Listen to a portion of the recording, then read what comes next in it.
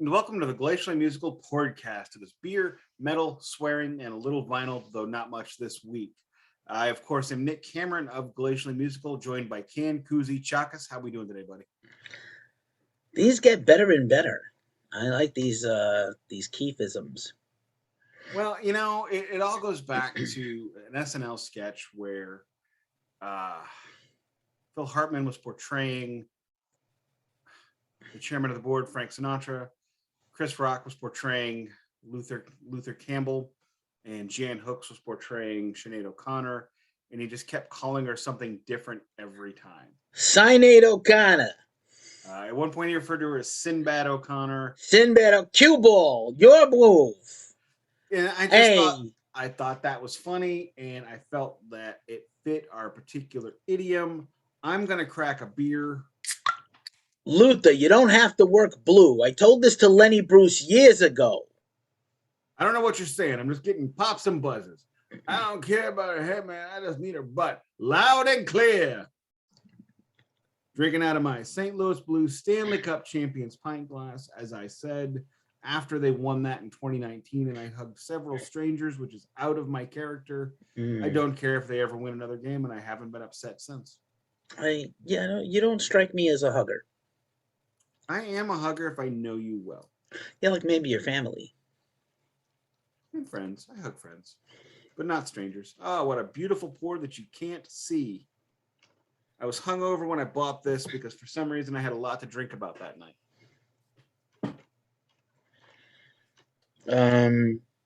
I was dreaming when I wrote this, so forgive me if it goes too fast. Is that you're cribbing some Prince lyrics now? Maybe? No, I wasn't actually. Apparently, I'm a genius like Prince. I did not know. Although I did find out the St. Paul Saints are now an affiliated baseball team. He was a big supporter of Minneapolis area sports. I have decided this year, since Major League Baseball has gone on lockout, strike, greedo-thon, I'm going to support the unaffiliated team heavily this year. I think they're going to work it out. They lose too much money when they don't work it out. I remember very clearly the 1996 walk-off, and apparently that cost 70 games for most teams, and it took 4 years for baseball to come back. I think you're thinking of 94. 94? The Yankees were in first place. This is why I know this. 94, I apologize. The season ended with no victor, and the Yankees, because the other Yankees and their dicks were trying to declare us the champions, and they were like, yeah, no, not without a World Series, you dicks. And that was the only year that the Montreal Expos were good. They were so good. They were several years. What happened, I think, with that Expos team is they had been bad for so long that all their talent came up at the right time, and then all those guys left to go to other teams. It's kind of like the Phillies. And also, I don't know if the Expos ever were good, but it's like the Phillies. The Phillies were good, but before my time. And they've just been, the Phillies and Pirates have just basically been crap ever since. The Pirates have been terrible except for the Barry Bonds years, and they still weren't that good. And then what I think of with the Expos of the 2 times they were good, one you just mentioned, and then the previous time there was the late 70s, early 80s, and they had Rock Raines, Gary Carter, and somebody else that's really great that I'm remember. Maybe is it Dawson, the big power hitter for the Cubbies? Yeah, Andre Dawson. They were all on the Expos. They all came up in the same time in the farm team. And one by one, they all left to free agency. Gary Carter goes on to the Mets. They win the World Series.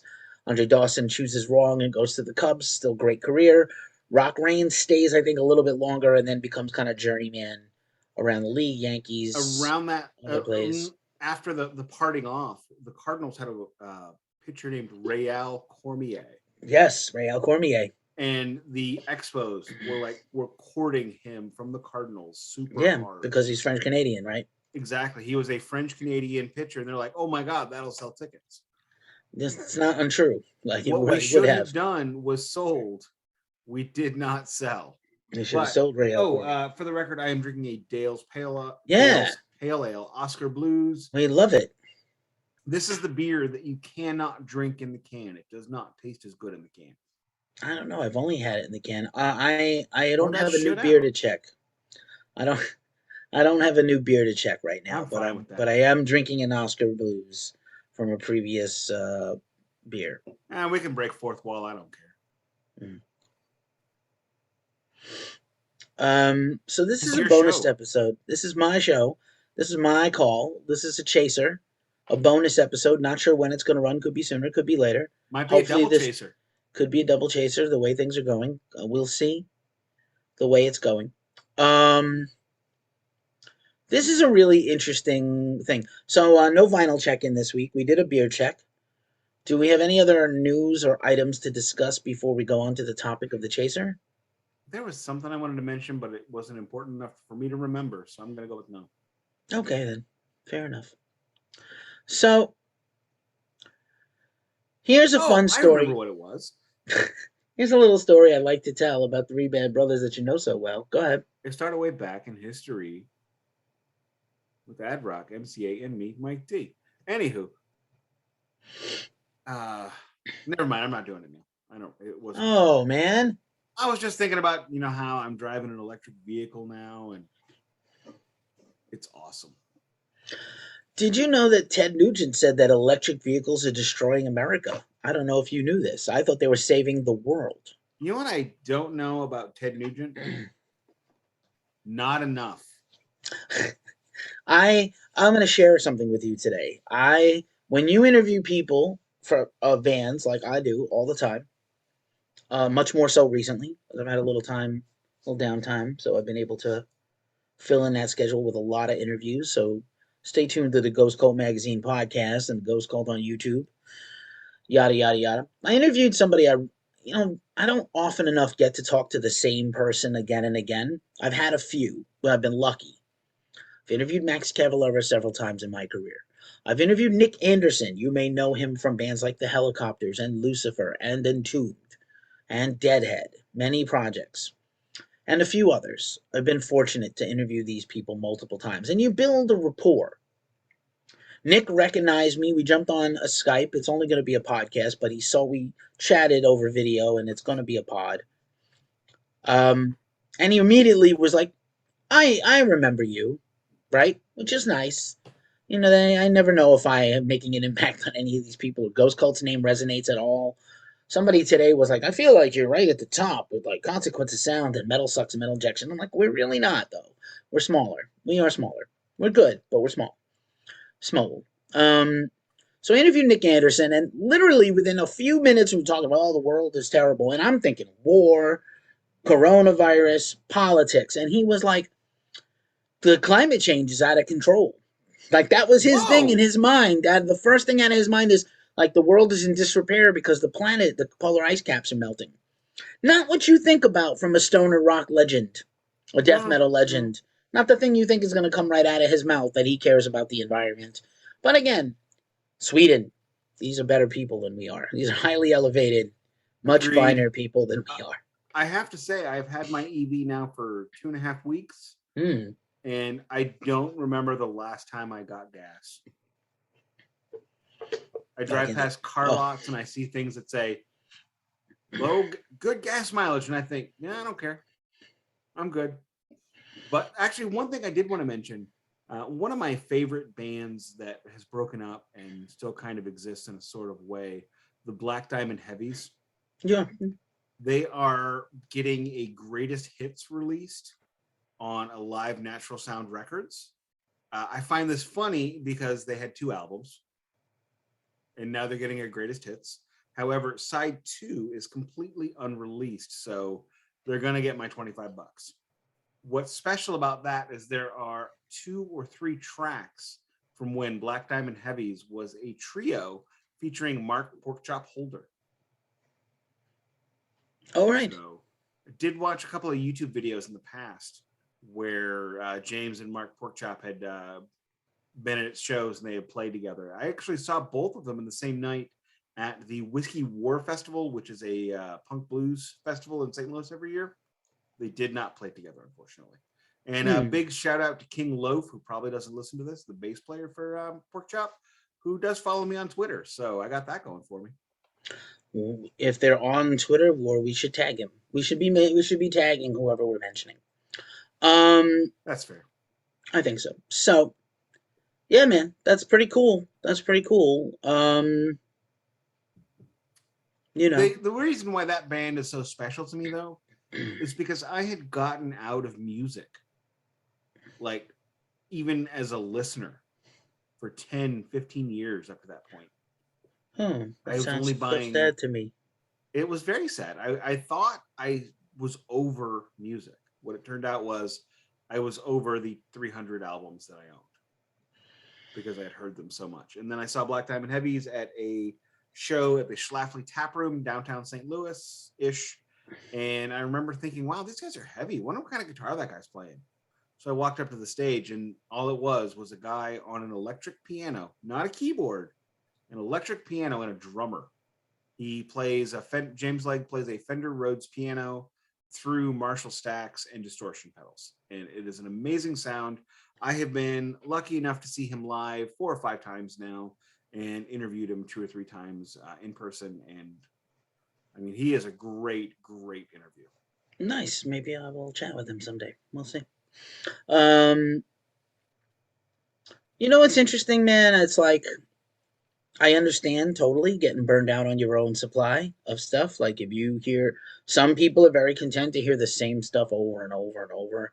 Um, or their genre, that's their genre, and they don't veer because they're built a cultural identity around that genre or artist, which is not always a good idea because then they let you down when they Agreed. collapse. Never meet your heroes.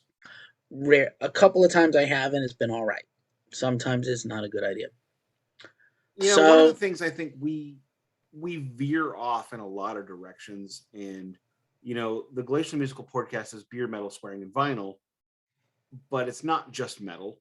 And we reference frequently Broadway or the symphony or all that kind of good stuff. And it's important and the reason why Glacially Musical, when during the internet days, the reason why it became a metal site is because once you are willing to review bands like Ethereum Moors, who are a Carcass-inspired satanic death metal band, once you are willing to review Eye of Solitude, who is the smartest progressive death band I have ever heard in my life, they've actually brought me to tears with their EP, which was 54 minutes long, a single track, Dear Insanity, that was released on Chaotoxin Records. That is the only thing that the label loved my review so much they sent me the CD.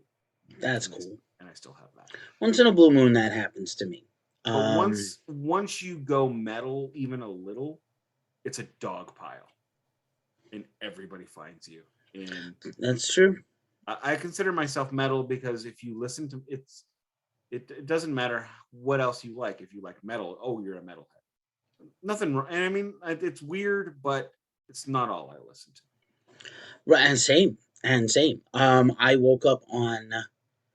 I came home from my trip to Sacramento, seeing the punk rock show, and I was feeling, like I said, not too good, and I didn't want to like go to the rock right away, so I broke out that Gordon Withers cello covers album, and I cooked a nice dinner, and I put on some softer lighting, and I burned a candle, and trying to like change my mood because I came home like I hear you.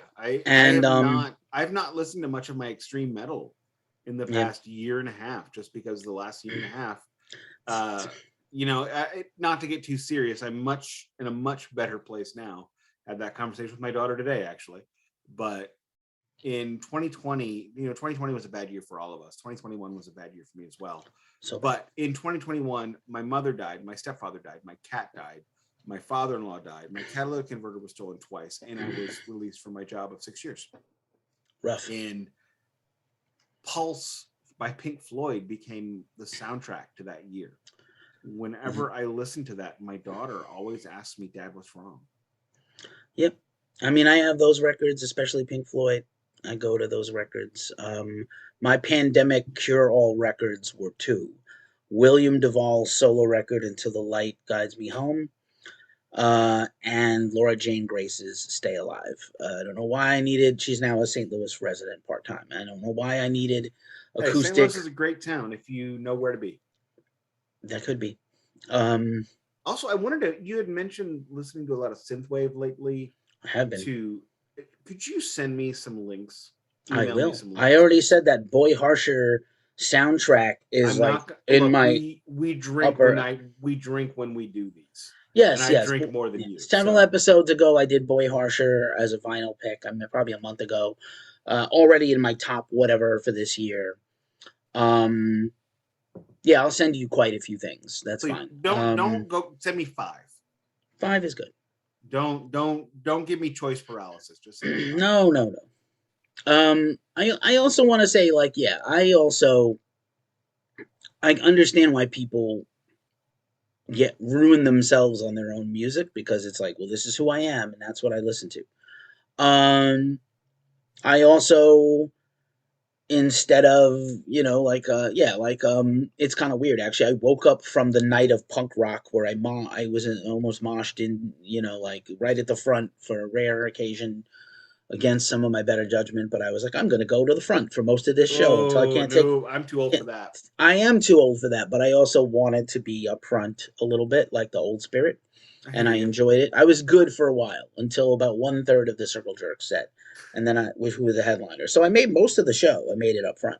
I had a show I was reviewing, God, years ago now. Cannibal Corpse, Obituary, Cryptopsy, and Abysmal Dawn. Sick. I saw that tour. Yeah, I love And Cryptopsy. and I remember, and I had never seen Cryptopsy. That was Oh, the so good. big reason I was there was for Revocation because I had never Oh, seen them. nice. They're I so had good. seen. Oh, no, that was my first time seeing Cannibal Corpse too. So yeah, Revocation. Dave from Revocation makes the absolute best guitar solo faces in history. I was also surprised at how little that whole band is. They They're like skip leg and arm day all the time. no, I mean they're like 5'7". They're like Yeah, five they're short. seven little dudes. But that dude, his Are voice you is. tall? I've never seen you except sitting. I'm 5'10". I wouldn't Then say you're tall. much taller than I am because I'm like 5'7" and round, Okay, fair. And and I'm 5'7" this way also. So yeah, but like, he's like the little skinny guy, and it just this giant thing comes out of him. So it's kind of funny. But I remember when Obituary was on, and as everybody who's gone to metal shows knows, the pit gets a bit more every band, and it was a 4-band show. And I remember I looked at my buddy Danny and I said, if this is what this pit is like for Cryptopsy, holy shit. And I was right. I had to move back a little bit because Cannibal Corpse went to town. they go to town. They go hard all the time. They are on tour right now. You should go see them. They will still be on tour by the time this likely runs. I'm a big Cryptopsy fan, waiting for them to come back with a full album and tour. They've been doing an occasional EP here and there. Big fan. Obituary is great. Obituary is kind of the band when people imagine what a death metal band looks like. It's Obituary, Yes. and they really are. My favorite quote about Obituary is when I saw Carcass and Obituary on the EP after Surgical Steel, that tour. Saw them at Pops, Noisem, and Exhumed opened. Noisem, very good band. Exhumed, Hell great of a band. night. Hell of a night. Right in my I got to review backyard. that as well. And I remember Carcass comes out and goes, man, we've been touring with Obituary for so long. They're the only band out there that has longer hair than we do. And John Tardy has a mane. If it's real, holy hell, we need to clone that. And his brother saves feral cats. That's his mission in life beside great drumming. His whole house is just dedicated to like 1,000 feral cats that he boards and re-socializes and feeds. My late in-laws, my late parents, my mother, my stepfather, fed all the feral cats in their neighborhood. And my stepdad would go take them to get neutered. That's crazy. Sorry. Kindness is a good thing. Cats are better than people. Like young Master Tardy, not the kind of people my stepdad was not the kind of person you would look at and think, oh, he loves kitties and he's going to go save them all. Understood. They would Understood. leave their door open so the feral cats would come in and out all the time. Well, that sounds like a lot of cat urine, though. Yeah, we went and they smoked heavily. When Well, that probably blots out the cat urine smell. No, it didn't actually. We stopped on our trip to Washington D.C. in 2018. We didn't plan ahead our stops, which was stupid. If you're going on a road trip, if you're crossing time zones, make sure you plan your hotel nights. So we ended up staying in a Bates Motel. I swear to God, it had a Victorian wooden house, which was the thing, and then it had those rows of. So it was a Bates Motel. They handed us a key, not a card, but a key. So we go and open up the door to the room, and it's this 1970s, remember those brown flowered couches? It had one of those. We open the door and it smells like cat piss and cigarettes. Immediately my daughter goes, "It smells like Grandma Sparkle's house." Out of the mouths of babes. She nailed it. Well, I'm sorry, we're rambling now. So we just ramble on. If we want to get to it, we can get to it, or we can ramble more. Yeah, that's I think both of us have lived long enough and got plenty of stories that we don't. We have a lot of stories to tell, a lot, but and I hope people are getting something out of that. I love your stories. I think some of mine are mildly amusing, at least to me. I like to think that our rambling and diverging and divulging serves the show, doesn't make it worse, helps. I think a show where we just like robotically come on and like beer, metal, and swearing. Beer, check. Vinyl, check. Swearing, check. Blah, blah, blah. Main topic, outro. I think that's lame, and we're people. I agree. And we have lives that we're sharing. I've always felt that you appreciate a show more, whether it be a television or radio or podcast or whatever, if you get to know the hosts. Fair enough. And I overshare. I'm a chronic oversharer. This is a problem of my whole life. I used to get you on my report card as a child, unsatisfactory, because Keith talks too much. He's highly intelligent, but he talks entirely too much. Does he do this at home? You should punish him. It did not happen. So, anywho, yada, yada, yada, yada, yada.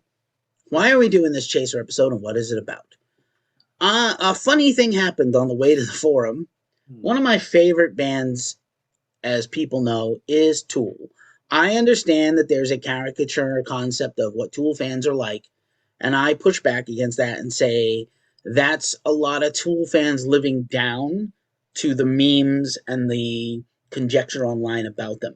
Most Tool fans that I have ever known are not complete maniac, drug addict, asshole, banana balls, tripping balls kind of people. I think most Tool fans, there's like 3 buckets of Tool fans.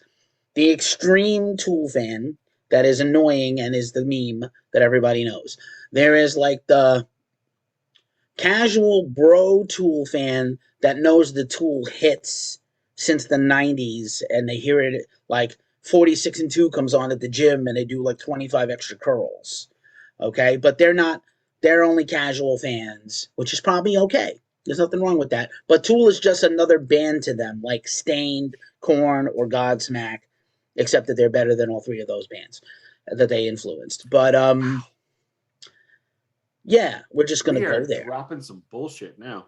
Yeah. Oh, I am. Stained, Godsmack, and whatever the other one was. Well, I said Korn. I mean, Korn is. I hate all those bands. Oh no, Korn is great. Godsmack, not really.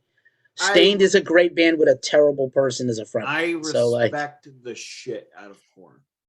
Yeah, it's not for everybody. But the Fathers of Crabcore, not my jam. All right. But I have always found Tool fans to be like Rush fans, which is unfortunate. And true. I grew up with those Rush fans. I am those Rush fans. I learned 2112 very early on bass, and I was like, oh my God, Rush is. I went through like a thing where I rushed so hard, I had to rush the fuck away from them for a long time. Like I couldn't hear a Rush song because I was just like, I hit my wall with I Rush, and could I love only them. get into Rush after they retired Okay, my because Rush fans can't just be like, calm the fuck down. they just can't enjoy the band. They have to like impinge on your personal space and tell you about how brilliant they are. No, dude, you don't understand Neil Peart. Oh my god, bro. And he and Anne Rain and like his lyrics are self-determinative and Oh, real quick, libertarian. while we were moving, I discovered there is a copy of Atlas Shrugged in my house. Throw that shit out and burn it. Oh my god, I could not believe that was there. I looked at my wife Set it and she's on. like, Is what? it's her fault? Yeah, I knew it was going to be hers. Anyway, you wouldn't dare have that thing. Throw that out. I wanted to. Don't tell her and throw her out. Just throw it out. Tell her it got lost. She'll never know. She don't watch No, these we things. put it on the shelf. It's already been moved. She. I'm telling you, if you just slip it out of there before you move in fully, she'll never know. Set it on fire. I Fuck agree. that book. Sorry, we are really moving off topic. No, it's fine. So this Tool was supposed to be quick, and it's never. No, it's gonna be quick. It's gonna be quick. You'll see why. Tool. So the third bucket of Tool fans is like the, like decent Tool fans. Okay, there are that. They're out there, and I'm one of them. Oh, a good friend of mine. They used to play guitar with a big Tool fan. Yeah. So. Did I lose a light? I think I lost a light. Hold on. So why am I bringing this up? So Tool is on tour right now, and this tour they'll be in Europe by the time this airs. Europe. And they've done an American tour. I don't know what the future of the band is because this gap in time probably robbed them. They were finally feeling good, put this record out, big wave of huge amount of sales, had all their music on streaming for the first time in 2019, all on the same day. They sold the most physical copies in the world of rock records. Really like unheard of. 339,000 of these Fear Inoculum 2019 CDs that came with like a little TV screen and played a visualizer with a USB charger, like unheard of. And Tool has always had like high end merch, and that fans will buy it. And they always had the most expensive VIP, which, by the way, I don't know that you would pay $2,000 to see your favorite band and have the pinnacle key member of the band not participate. So you might be getting like an incredible experience, but you're not getting the one guy you probably want to meet and talk to because he doesn't want to meet the fans or talk to them. I don't want to do that stuff, period. I understand, but there's a lot of people who do. So imagine. I'm not yucking on anyone's yum. Yeah. If you look, our princess, who participated in them, called them celebrity lap dances. That is what Carrie Fisher called them in her autobiography. It's amazing. Look, they pretend to be your friend for 20 minutes, whatever. If you get off on that, awesome. There is no sex in the champagne room, Chris Rock. So Tool has always had very high-end merch and high-end experiences and bonus things. And as Maynard James Keenan has as well with Pussifer, $800 leather bomber jackets designed by Paul Frank, the famous clothing designer, and stuff like that. So not unheard of for them to have extravagant merch and expensive things. Rammstein did a collaboration with an Italian clothing brand where they had $650 fanny packs last year. Hey, you can't get into a Joe Bonamassa show for less than $150. Yeah, I don't even think he's that good, actually. I really disagree. Don't. He's good. He's not great. He's not $150 to walk in the door good.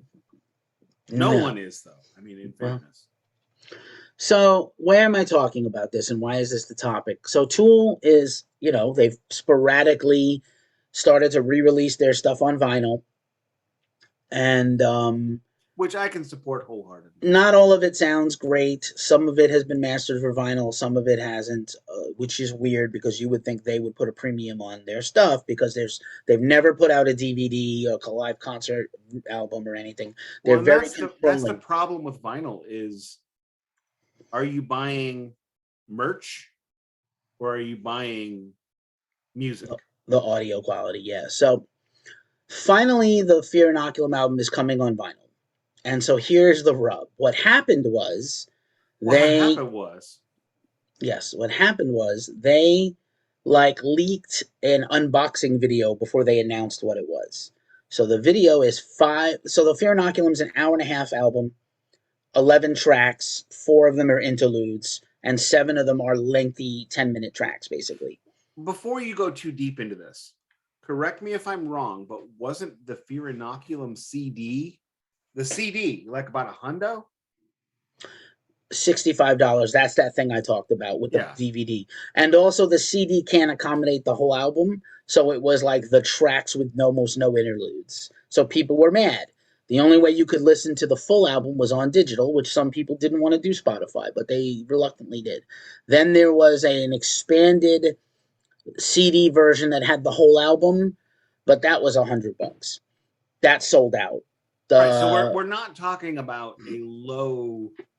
There's no there's a low barrier to entry. There's not one. No, there's no low barrier. So they come out with they're teasing they're going to do a vinyl of the new album. They really hadn't done one yet, and it needs to be on multiple vinyls because an hour and a half, right? And the logical progression. Minimum of 2, probably 3 to be a good set. Senjutsu was 82 minutes and they dropped it on 3. Yeah, it was not. Yeah, no. Anyway, but it just hurt my heart bringing that up. But okay, you know my trials and tribulations with Senjutsu. So I'm sorry, but the record sounds good, doesn't it? It does. Tool. There you go. Tool unboxes this video, and it's 5 vinyls in a slip case. Each vinyl has its own little case, and it's basically a couple of songs on each side and an etching on the back. You're not a fan already. I know this. So it's kind of a waste of a side. I'm gonna throw out that Metallica released. I forget the guy's name because he no longer is on Twitter, but he had a podcast, a cassette themed podcast. He posted a photo of his copy of Death Magnetic, which was 5 vinyls. Right. Each side was one song at 45 RPM. This is not unheard of. It's not unheard of. You have not. We haven't broken a barrier yet. Yeah. Well, we're going to. So Tool unboxes their vinyl set on an Instagram in a Instagram post that then circulates wide. So what happened is the band members received their case of vinyls, their own. Here's your case of vinyls. So I am imagining if you're in Metallica, if you're in Tool, if you're in blank band, Megadeth, when you get your case of vinyls, those are numbers 1, 2, 3, 4, 5, whatever, of whatever, especially if they're limited. Tool stuff is always a limited numbers, meant to be limited. Even if they weren't, 339,000 is not limited, but okay. Compared to the millions of streams they get, that is limited. But in this case, they meant this vinyl sets to only be high-end box sets are always going to be to a limited audience. Yeah, also true. So Tool is on tour, and they're like, well, we got our allotment of vinyls, and we're going to sell ours autographed. First, we will give our VIP people an opportunity to buy theirs with their early entry merch option. Only VIP, because they have their own table to go to and everything. And then they do the meet and greet. We'll autograph them, and we'll sell ours. Our allotment. The main ones are not out for shipping yet. This is a pre-order item. We happen to have some in our hand. So they were like, oh, they're going to be on this tour, $800. People flipped out. Then they dropped it down. They were like, oh, if we don't, for each show, we have a certain amount for the next few shows. And if whatever we don't sell to the VIPs, we'll put at the merch table. Fans showed up at the merch table, and they're literally filming the merch table. Oh, my God, why is this thing $800? Now, some Tool fans are just like, take my money. And other people on the internet are like, I can't. Why is it $800 for 5 vinyls? That's absurd. But it's not absurd if you're a collector, and it's not absurd if you're a Tool obsessive and a Tool fan. So, but I don't think this was meant to be the price point. I think this was like, oh, we're on tour. You can't get these for at least a month, and they're going to be autographed by the band right now. And you could walk home with the vinyl now. So I think that's why the price was so high. They immediately dropped it down a few hundred to the next show and the next show and the next show. Can I jump in? You are working hard to defend this. I'm not defending anything. Yet. Okay, well, you know what? One, we all know tour merch is crazy. Two, we all know that autographs are now commoditized. Is that a word? Mm. They are now commoditized. And being as deep into the Kiss fandom as I am, and I'm regretting a lot of it, seeing people go, well, it's a good deal because it's autographed. Okay, I don't get that, but that is a thing. Whether or not, a product has utility to me is meaningless, because market value means far more to somebody selling a product than it does to my indignation or consumption of said product.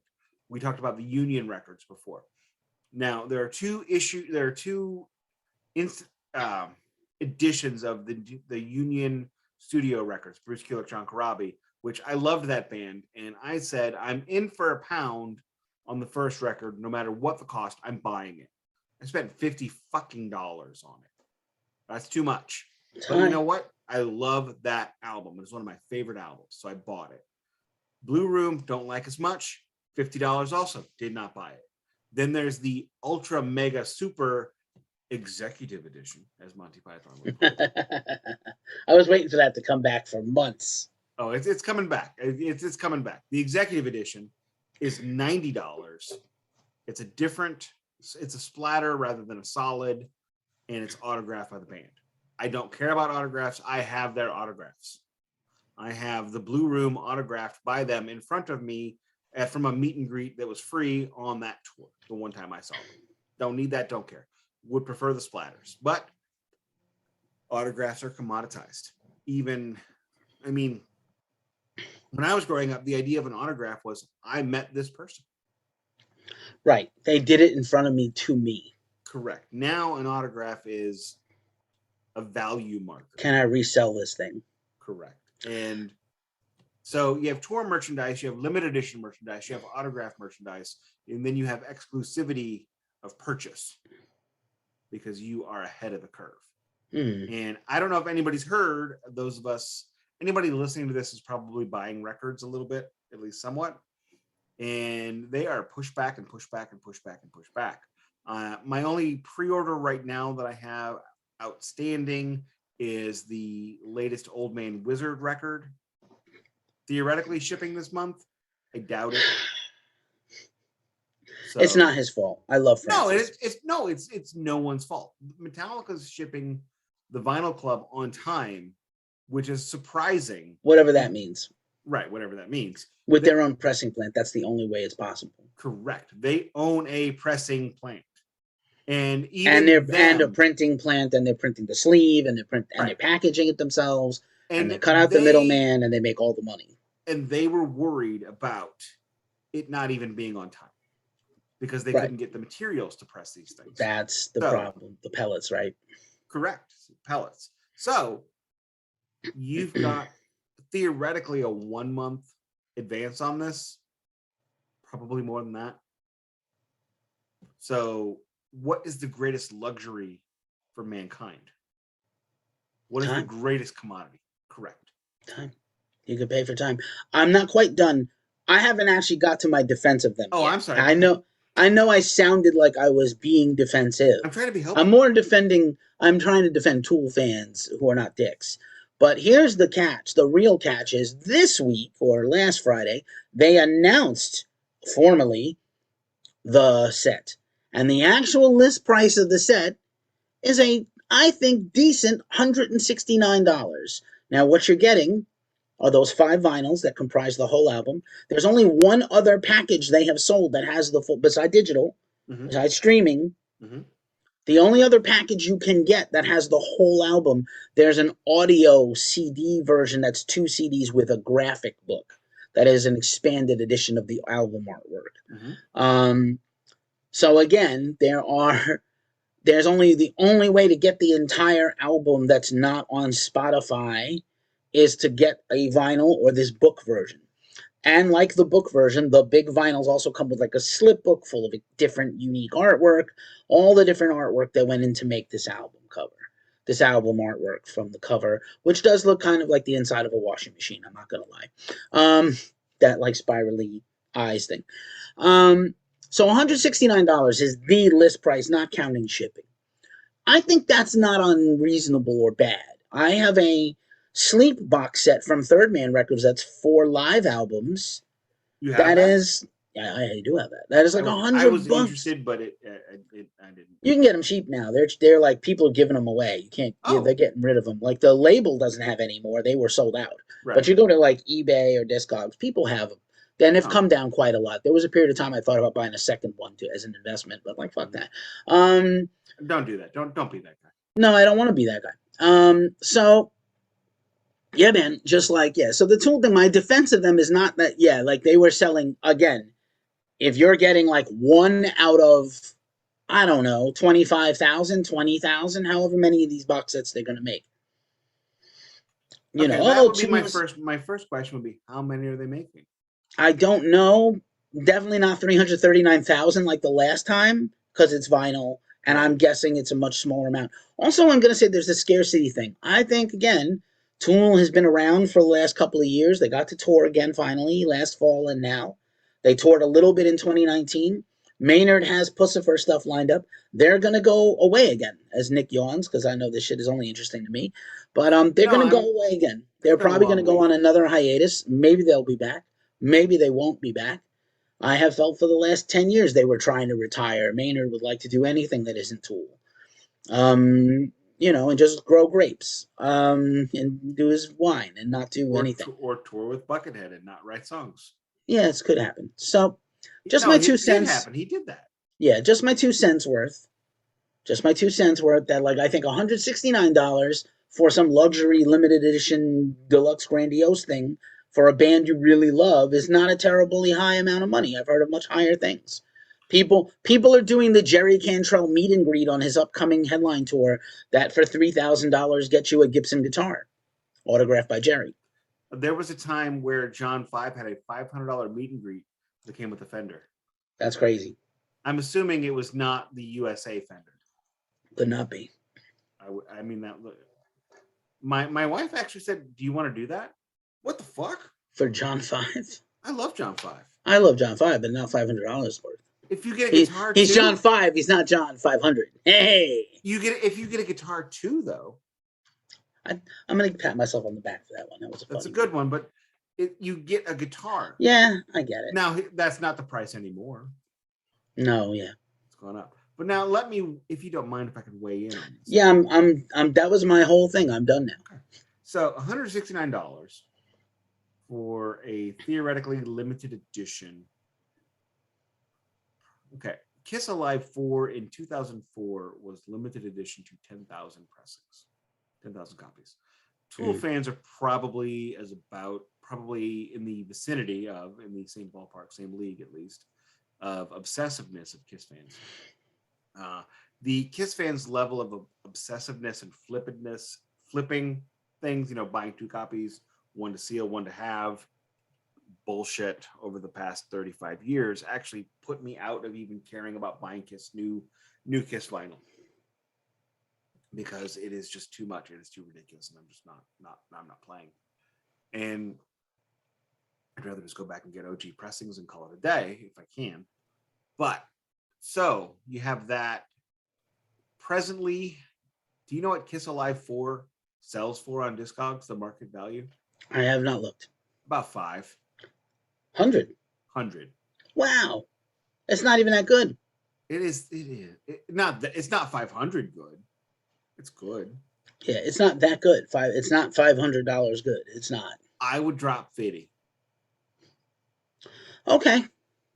Look, if anybody has a copy of Alive 4 on vinyl they don't want, I'm willing to offer you 10% of market value. Okay. If you want to take that, hit me up. You can find me. But so now we have this etched special, and it's a different version. $169. Is it a bit rich for me? Yes. $169 is roughly what I spent on the one Metallica box set I own.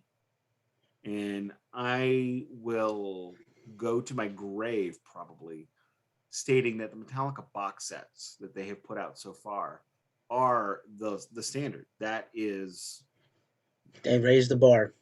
Standard is probably not even fair, but I'm dying for this binge and purge or load reload thing, and I don't even like. We did a whole thing on load and reload. It's like I would buy the load and if it comes as one set, load and reload, I will probably buy it. If it comes I separately, I will not. I promised my wife I only wanted Injustice for All. Oh, you messed up. That was years ago. I'm sure she's forgotten. But I did not buy the Black Album, and I did not buy the ones leading up to Justice. And you didn't, and you, but you also have the symphony, don't you? Is that the yeah, same? Is that similar or cheaper? I didn't buy the fancy version. Oh, you got the regular version. I bought the standard black. I just bought the standard black vinyl. Does it come with the sheet music or it's just the vinyl? I don't care. I kind of would like the sheet music. I don't know. Packaging doesn't matter to me. It matters to me. I know it matters to most people. It just does not matter to me. What the value I get from these things is what is in the grooves, not anything else. So like when the Kiss soundboard series came out, people are still bitching about the packaging because it's plain brown wrapper, bootleg style packaging. The only thing that bothers me is they're charging a premium price for a premium package price for not a premium package product. Right. I will also add that if you really have a hankering for something from Tool, at the same time as this rather pricey box set is coming out, they are also putting out they've released a digital streaming, a new version of Opiate. Opiate is 30 years old next week, their debut EP. And the song Opiate has been reimagined and re-recorded. This was done several years ago, even before Fear Inoculum. And they've been teasing this thing for a long time. This is the version of Opiate that they play live. Probably every other show they play it. So it's like a 10-minute version of a 6-minute song, and it's pretty awesome. And it's worth it. And if you're a fan of Tool, you love this version, and you want this version. And they have always done this, kind of messed around with their older songs and reimagined them live. So this is a gift that's on streaming. You can hear it for free right now. Opiate Squared. There's a physical version you can buy you can pre-order it now and get it on the 18th. That is like the Opiate song with an art book, and that's like $40. They're also putting out, and it also comes with the music video that will be their first music video, I think, in 15 years, because it's music videos that almost put them out of business as a band. Long story. And so yeah, if you really need a Tool thing, you can get something for much less the price of the vinyl and still have a cool, unique Tool thing. Well, I mean, the thing about this is,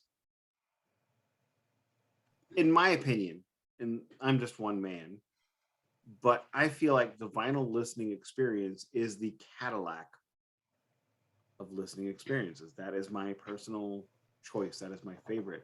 My coworkers love to bust my balls about it because I have 1,000 records that I have to move across town, and I've got one square cleared. One square. Can you spare a square? There are 15 more. 15 more squares to clear.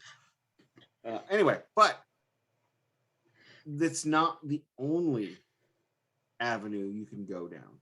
As somebody who only primarily 99.5% of my purchases are vinyl only. I don't buy digital. I don't do streaming. That's my choice.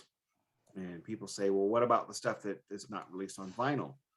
I accepted years ago I will never be able to afford everything I want.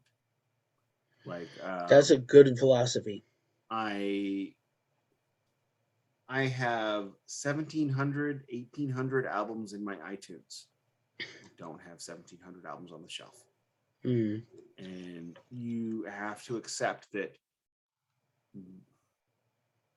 You have to accept you can't get everything. Led Zeppelin, as I pointed out in a recent episode, the Led Zeppelin is the first band whose entire studio catalog I have acquired on vinyl. I'm close on several others, but I'm actually only missing one Beastie Boys and I'm only missing one Pink Floyd, but those are the least favorites of the entire group for those. So $170 is pricey. However,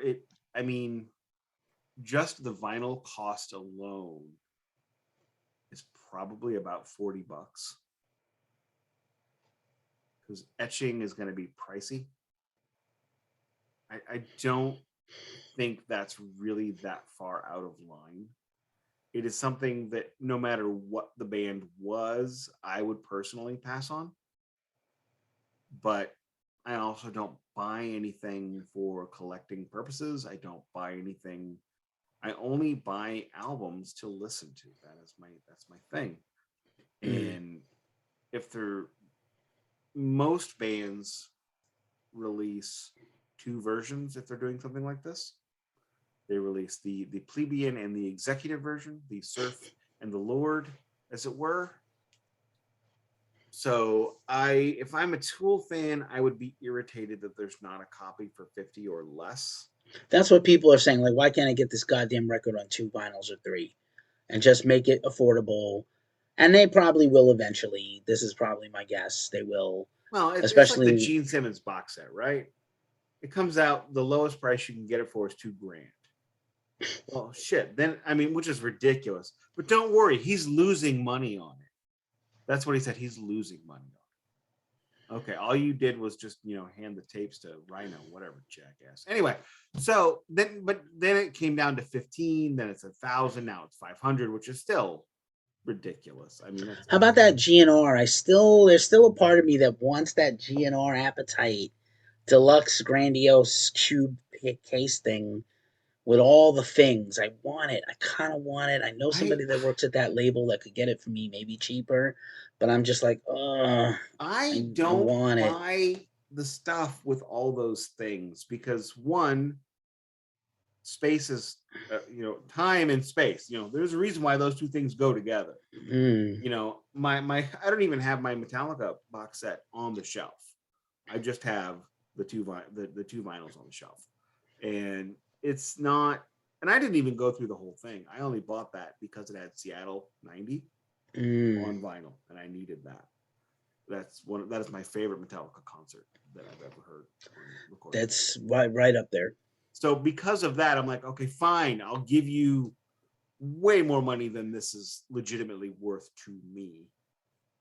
Good value, worth, but not, it's not it's got a lot of things that are not for me, which I get that. And you just have to accept in this world that not everything is for you. Not everything is for you, and you can't afford everything you want. That is a very good way to close. I have nothing further on Tool except thanks for humoring me about Tool for this conversation. And yeah, don't get so butthurt on the internet about what bands do, especially pretentious ass bands like Tool. Well, I mean, how many bands have a hot sauce? A jillion now.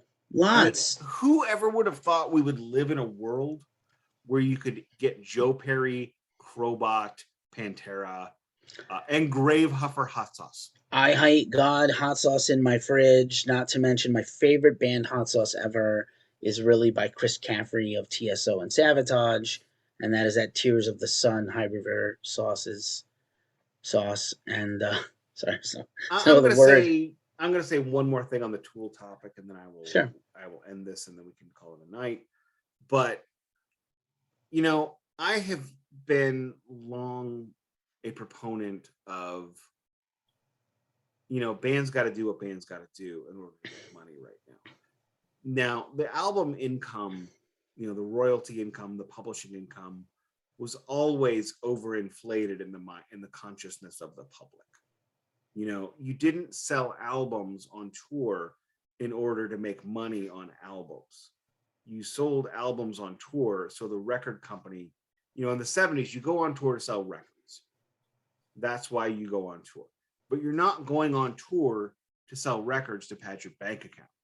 You're going on tour to sell records so Elektra, Atlantic, Casablanca, whoever will pay for your next record and keep paying for your records. You go on tour to do that, and that's where your money is. Now, there definitely still was an income from that point. And, as they said in Man on the Moon, show business. Without the business, there is no show. Played by that was actually played by Andy's real life agent, George Shapiro. So who was wonderfully played by Danny DeVito, who was completely off-brand for that particular part. However, without the show, without the business, there is no show. So yes, bands are going to have to put out Cadillac items in order to make up for that passive income, in order to help the record labels recoup. Because no matter what you might think what a record label is and how cool you might think they are, they're not cool.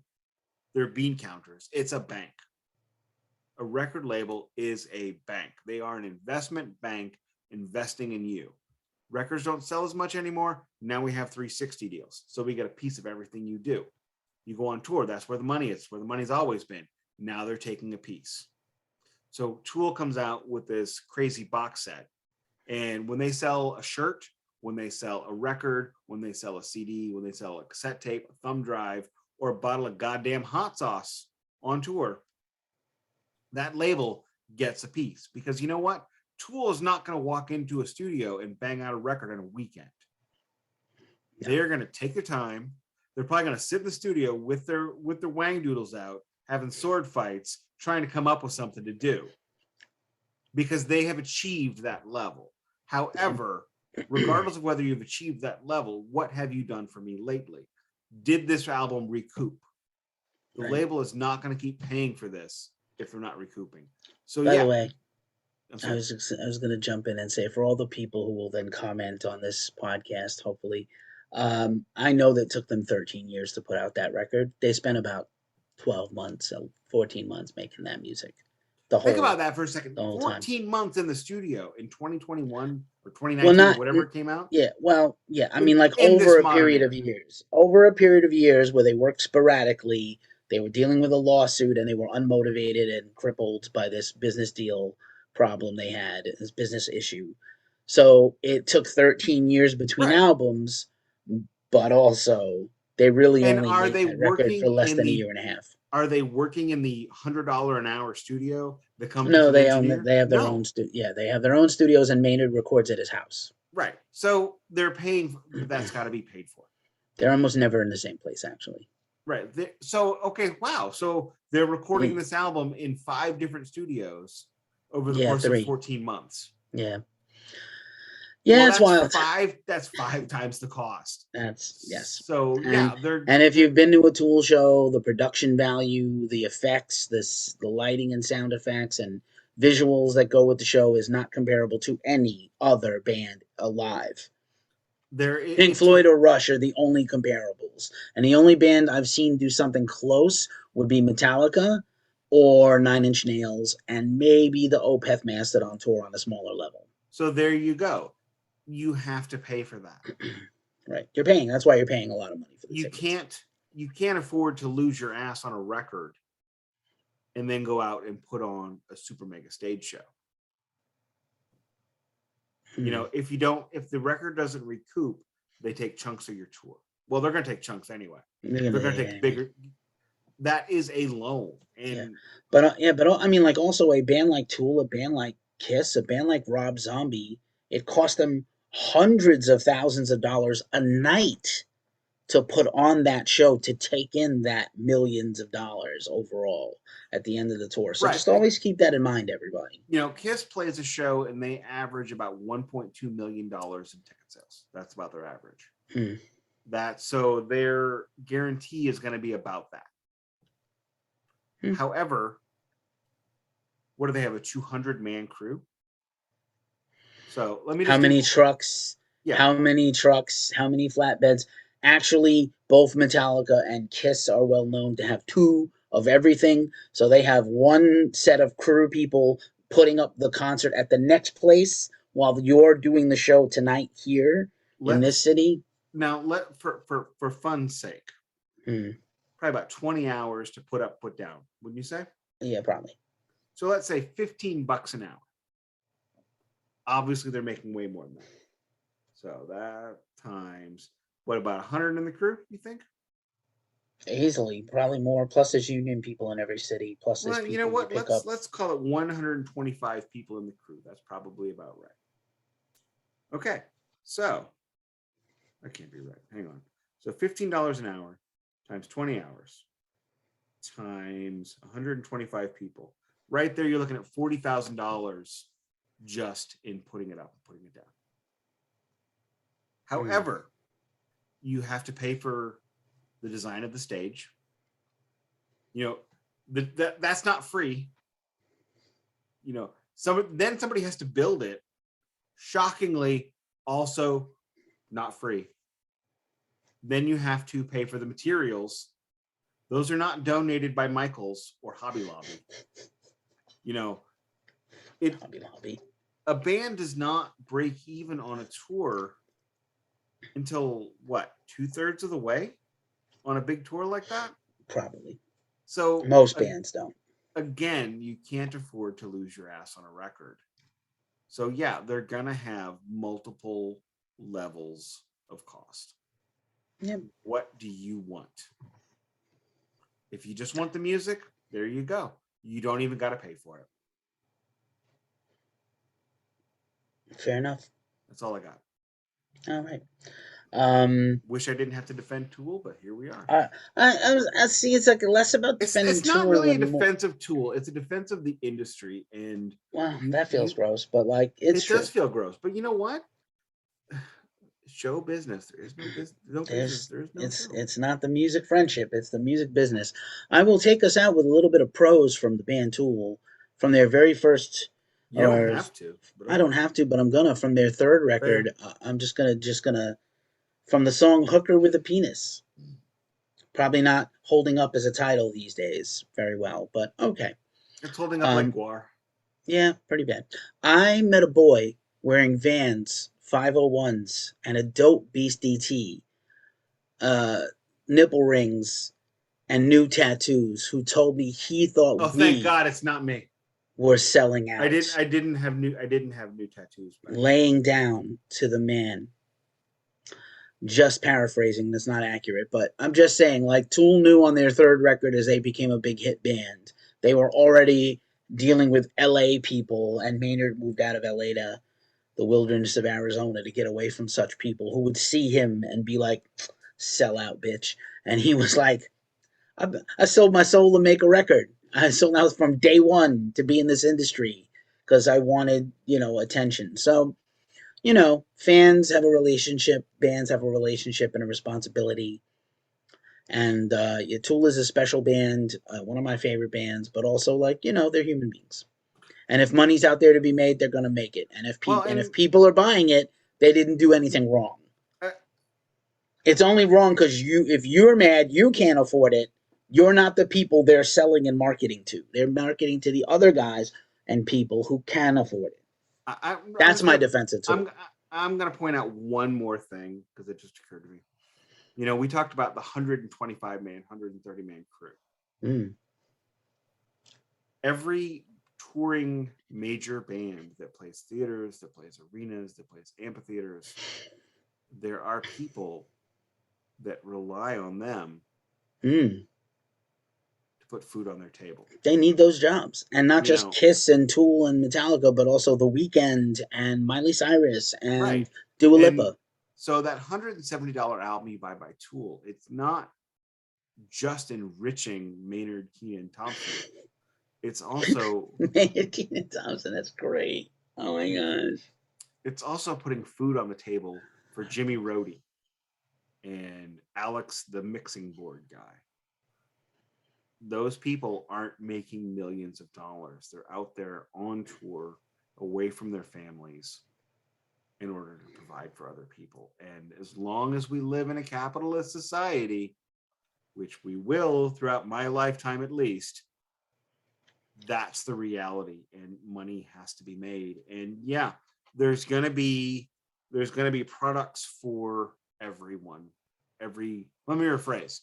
There are going to be products for every price range because they need the money coming in from every level. I can't afford everything I want.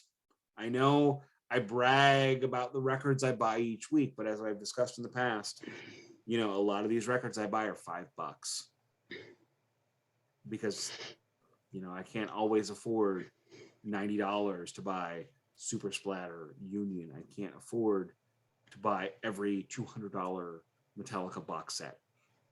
I don't have any of the Led Zeppelin box sets. I don't. I was lucky. I got a good bonus, so I could buy Pulse. I had a good. I had a my copy of Roger Waters' "Amused to Death," my favorite Roger Waters record. I have on vinyl. I have the 2014, 2016, whatever repressing. I got that because at my job I got an Amazon gift card worth $40 to pay for most of it. I think it was a $70 album Nice. that time, and you know the reality is if I hadn't gotten that at the time, I wouldn't have that album. Fair enough. And It there you have sucks. it. It sucks that everybody can't get everything they want. I'm sorry, I can't fix that. That's okay. I think our job is done here. You want to take us out? Thank you very much for listening. This is on YouTube. Of course, if you have watched this, probably should have mentioned it earlier. Please like, rate, subscribe, whatever. If you are listening to this on iTunes, a rating of the podcast would be really, really helpful. We do have a small, growing fan base, and reviews on the podcast are exceedingly helpful in us growing and getting bigger to other people. I don't expect this to ever be my full-time job, but I feel like this content is worth being heard. Also, it's a lot of fun. If you can download it, it also helps with keeping track of analytics and all that kind of good stuff. So downloading is better than just streaming. However, whatever you can do. Thank you very much for listening. This is the Glacially Musical Podcast. Thank you to Keefy for always being here and brightening up my week. As always, it does not play in Peoria.